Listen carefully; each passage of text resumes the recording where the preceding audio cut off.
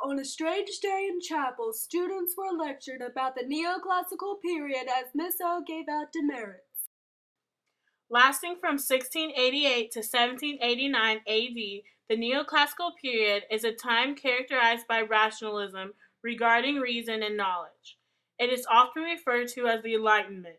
The literature and arts created during this time are called neoclassicism. The political division in England was economic and social.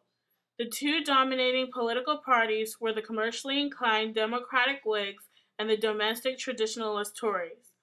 Culturally, the ideas of the neoclassical period were not entirely in opposition with the Christian worldview, but not entirely in support of it either. The neoclassical period was a time of progression in art and literature and a time of shift in the culture. Religion took on a new image during the neoclassical period. Rationalism was on the rise, while the Anglican Church became less traditionalist. The Book of Common Prayer, the service manual of the Anglican Church, regarded ordinances as contributions to salvation. This addition to salvation allowed sacraments and ritual to overlay the truth of the gospel, providing leeway for rationalists' outright rejection of the Bible. The supernatural became of less importance, while natural theology gained favoritism. Latitudinarians were inclined away from the Bible due to it being a product of a supernatural power.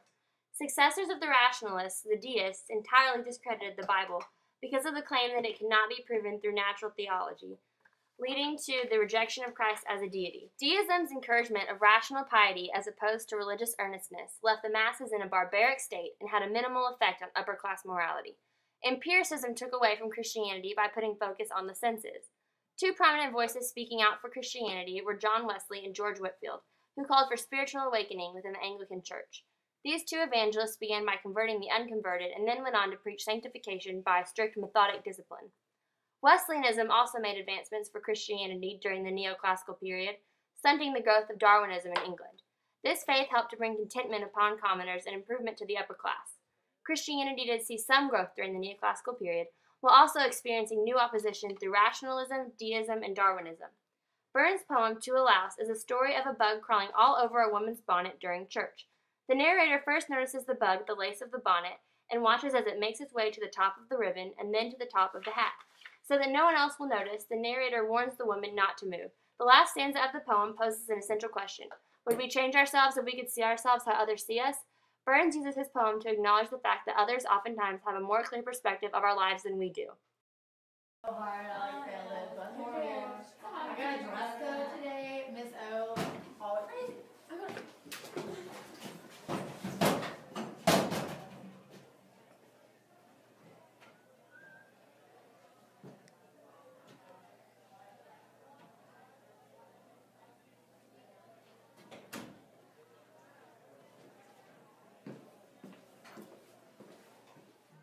And then the speaker talks about Robert Burns.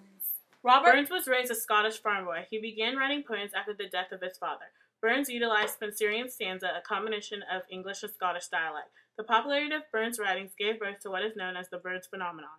Burns' influences were both literary and personal. He was significantly influenced by the work of the Scottish poet Robert Fergusson. Burns honored the culture of his people by gathering, editing, and composing lyrics of Scottish song tradition, one of the greatest masters of 18th century satire. Robert Burns has developed a legacy in neoclassical literature. To a Louse reflects the feeling that literature of the neoclassical period tends to exalt reason against divine revelation. The author expresses more concern for the opinions of others than his own. He expects to see a louse on people who are less cleanly or of lower social status. If he were to take a biblical viewpoint as opposed to his human perspective, he would be capable of viewing all men as equal. Burns attributes his inability to see himself correctly to a higher power. He wants to rely on humanity while deferring the responsibility for such actions. The main point of the story is that it would be a clear perspective if we could only see ourselves through the eyes of others. Is she gone? Go. You ready? Go.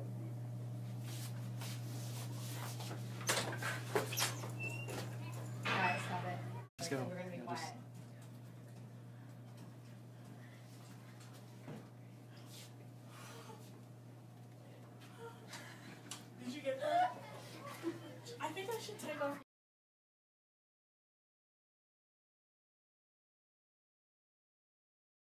Was this reality or was this Mr. Davison's dream?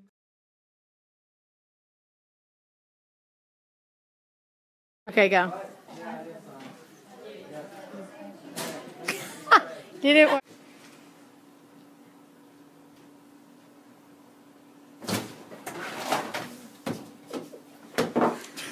Blooper.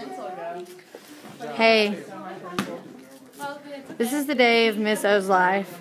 She doesn't know I'm following her, I don't think. But this is Miss O's life. Uh-oh. Can you... Model walk? Yeah, do Miss O walk.